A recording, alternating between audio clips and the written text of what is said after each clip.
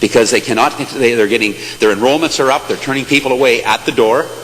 And they basically have no money to operate. It's done. Most of the work in these programs is done by volunteers who help other people in their community learn to read and write properly, to fill out resumes, that sort of thing.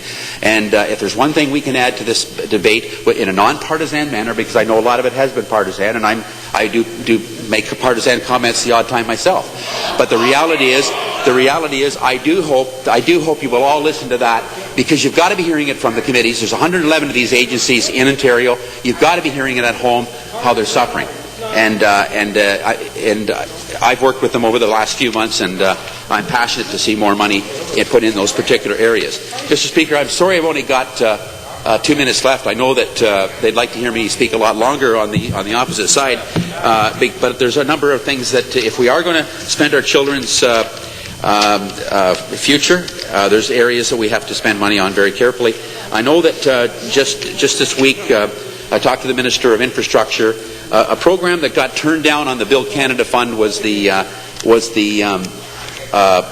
Lake Simcoe Regional Airport out of Oromadani. It's owned by Oromadani, the Township of Oromadani, and the City of Barrie.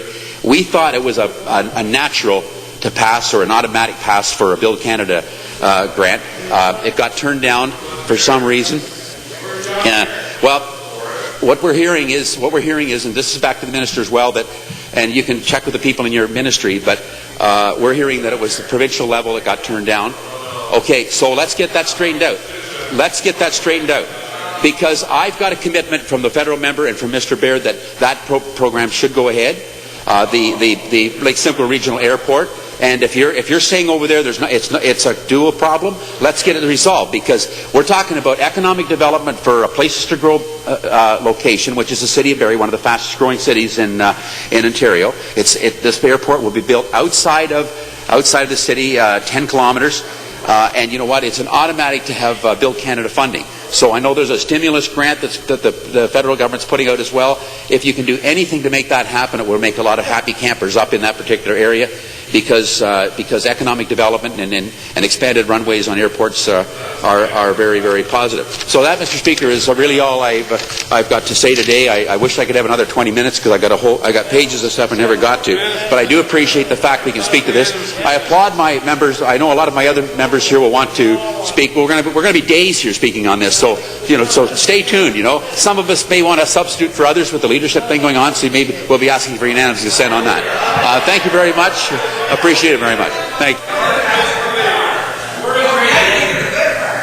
Thank you very much. Questions and comments. The member for Beaches, East York. Thank you very much, Mr. Speaker. I tried to listen intently to the member for Simcoe North. I really did. And I do commend the Speaker for intervening on at least a couple of occasions, because even though there is a scant some 20 of us here today, or 22, I counted at one point, the catcalls and the heckling, I think, to him was unmerciful. And I don't remember having someone, other than in question period, heckled quite so much as the poor member from Simcoe North. The fact that he was able to continue with his speech at all is a real testament to him. I listened to what he was saying and trying to make some sense, and I would acknowledge that he did deviate from time to time, but given the circumstances, it is not surprising. He was trying to talk about what was happening in his riding, and that was the most interesting part to me, trying to find out what was happening in Simcoe North, trying to find out where he thought the expenditures of government money should be and how they might be better spent. I'm not sure that I was able to understand everything he had to say.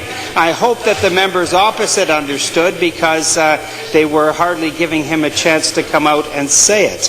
Having said all of that, I commend the member for attempting valiantly to get his point of view across. I am not sure that this House will grant him the rare exception of being able to speak a second time. I am sure that there will be at least one nay should he attempt to do so. But in any event, he has put his mark on this debate, and I commend him for giving it a very game try. Thank you. Questions and comments. The member for Ottawa Centre. Thank you.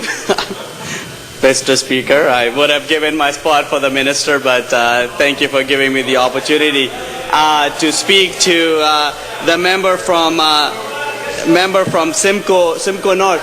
The member in his earlier part of the comment. Will the government members please come to order and allow the government member to make his 2-minute comment? Thank you. Questions and comments? The member for Haldeman Norfolk. Thanks, Speaker.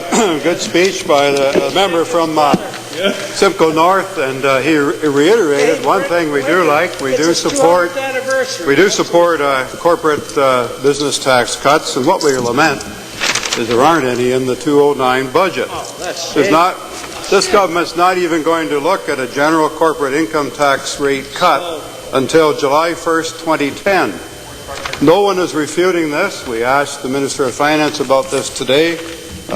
This issue is not being refuted. Small business. We need small business. We know we've lost 300,000 manufacturing jobs in the recent history.